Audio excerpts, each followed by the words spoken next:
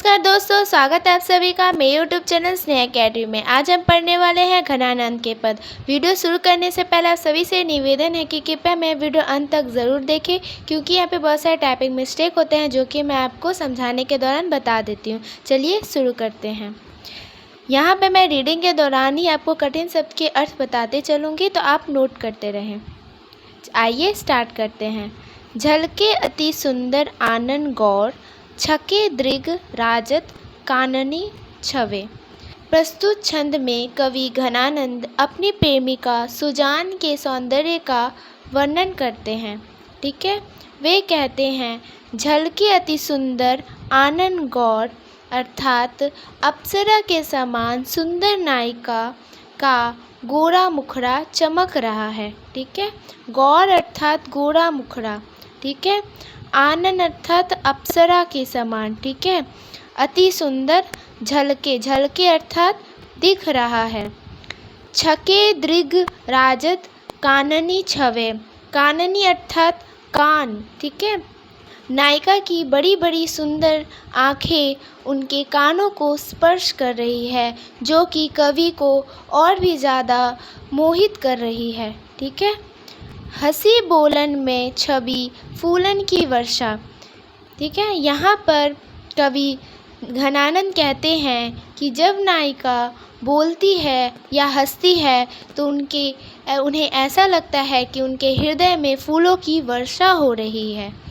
लट लोल कपोल कलोल करे, कल कंठ बनी जल जावली दवे। यहाँ पर कवि घनानंद कहते हैं कि लट लोल कपोल करे, मतलब नायिका के जो घुंघराले बाल हैं, जटाएं हैं, वे नायिका के मुख में आकर उनके सौंदर्य पर चार चांद लगाने का कार्य कर रहे हैं। तथा कलकंठ बनी जल लावली अर्थात कमल का फूल। ठीक है, कमल के फूल से बनी माला, ठीक है, उनके गले में है, जो उनकी सौंदर्य को और भी ज़्यादा प्रभावित कर दे रही है। ठीक है, अंग अंग तरंग उठे द्युति की, परी है मनो रूप अभय धर चवे।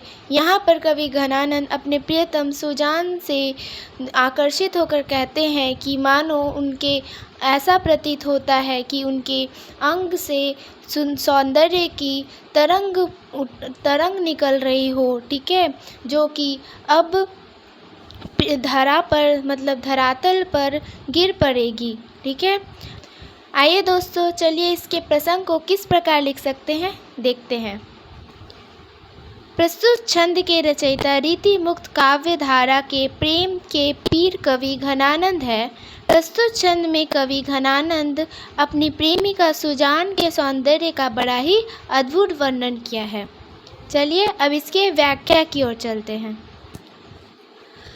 अप्सरा के समान सुंदर नायिका का गोरा मुखड़ा चमक रहा है तथा उसके बड़े बड़े सुंदर नयन उसके कानों को स्पर्श कर रही है।